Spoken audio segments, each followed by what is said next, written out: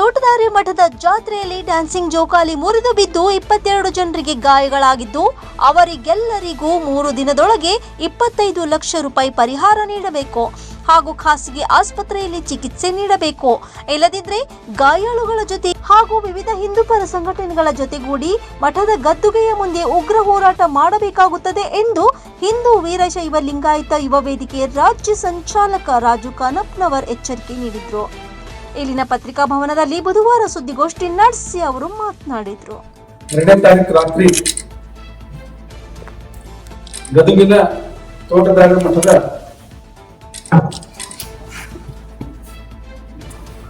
ಜಾತ್ರೆ ಅದರೊಳಗ ಈ ಮನೋರಂಜನೆಗಾಗಿ ಅಲ್ಲಿ ಹಲವಾರು ರೀತಿಯ ಚಕ್ರಗಳನ್ನು ಹಾಕಿ ಜನರಿಗೆ ಮನೋರಂಜನೆ ಕೊಡುವಂತ ಕೆಲಸವನ್ನ ಪ್ರತಿ ವರ್ಷ ಮಾಡ್ತಾ ಇದ್ದಾರೆ. ಆದ್ರ ಮೊನ್ನೆ ಆ ಚಕ್ರ ಮುಗುಚಿ ಬಿದ್ದು ಸುಮಾರು 22 ಜನರಿಗೆ ಅತ್ಯಂತ ಗಂಭೀರ ಗಾಯಗಳು. ಮತ್ತ ಹುಬ್ಬಳ್ಳಿಯಲ್ಲಿ ಒಂದು ಪೇಷಂಟ್ ಚಿಂತಾಜನಕ ಸ್ಥಿತಿಯೊಳಗಿದೆ. ಈಗೂ ಪ್ರೆಸೆಂಟ್ ಇವತ್ತು ಇಂದಿನ ಸ್ಟಿಲ್ ಈ ಫೋನ್ ಹಚ್ಚಿ ಕೇಳಿದಾಗ ಕೂಡ ಚಿಂತಾಜನಕ ಸ್ಥಿತಿಯೊಳಗಿದೆ. ಇನ್ನ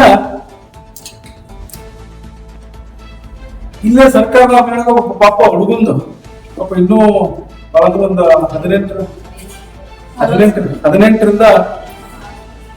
20 ವಯಸ್ಸಿನ ಒಳಗೆ ಹುಡುಗಂದು ಸಂಪೂರ್ಣ ನಡನ ಮುರಿದಿದೆ ಅಂತ ಹೇಳ ಜೊತೆನ ಸಣ್ಣ ಹುಡುಗ ಹೆಣ್ಣು ಬಾಲಕ 6 ವಯಸ್ಸಿನ ಯುವಕ.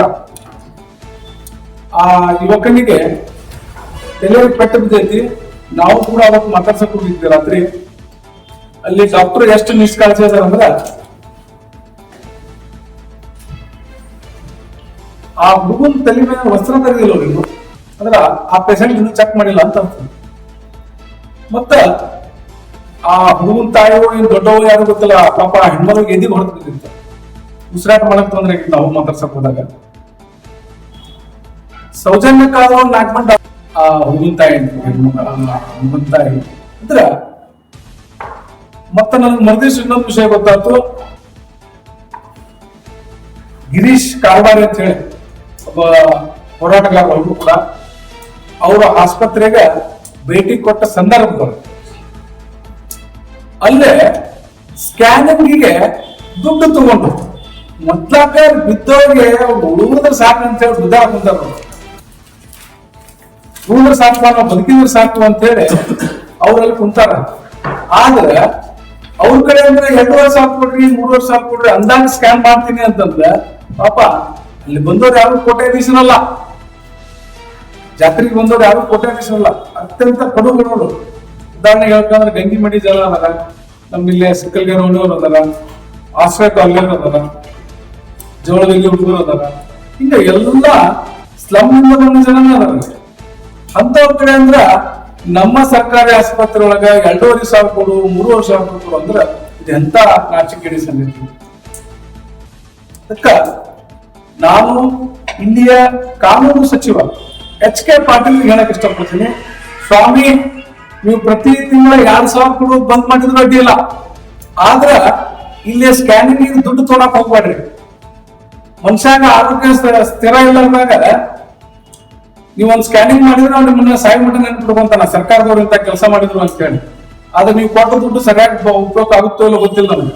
ಆದ್ರೆ ನೀವು ಸರ್ಕಾರದ ದುಡ್ಡು ತಗೊಳ್ಳಾರ್ದನ ಆರೋಗ್ಯ ಸುಧಾರಣೆಗೆ ಏನಾದ್ರು ಉಚಿತವಾಗಿ ಕೊಟ್ರ, ಹೇಗೆ ನಿಮ್ಮ ತಂದೆಯವ್ರ ಫೋಟೋ ಇಟ್ಟು ಪೂಜಾ ಮಾಡ್ತಾರ ಹಂಗೆ ನಿಮ್ದು ಫೋಟೋ ಇಟ್ಟು ಪೂಜಾ ಮಾಡ್ತಾರ. ಇಲ್ಲ ಅಂದ್ರೆ ಜನರು ನಿಮ್ನ ಬಂದಲ್ಲಿ ಕಲ್ಲುವಂತ ಪರಿಸ್ಥಿತಿ ನಿರ್ಮಾಣ ಆಗೋದಂತೂ ಈಗ ನಿಶ್ಚಿತ ಐತಿ. ಯಾಕ ಅಂತ ಕೇಳ್ರಿ, ಸರ್ಕಾರ ಇಡೀ ರಾಜ್ಯದೊಳಗನ ಈ ಸಿದ್ದರಾಮಯ್ಯ ಸರ್ಕಾರ ಬಂದ ಮೇಲೆ ರಾಜ್ಯದೊಳಗನ ಉಚಿತವಾಗಿ ಸ್ಕ್ಯಾನಿಂಗ್ ನಾವು ವ್ಯವಸ್ಥೆ ಮಾಡಿವಿ. ಎಲ್ಲಾ ಕಡೆ ಸರ್ಕಾರದ ರೈಸ್ ಆಫ್ ನ್ಯೂಸ್ ಗದಗ್.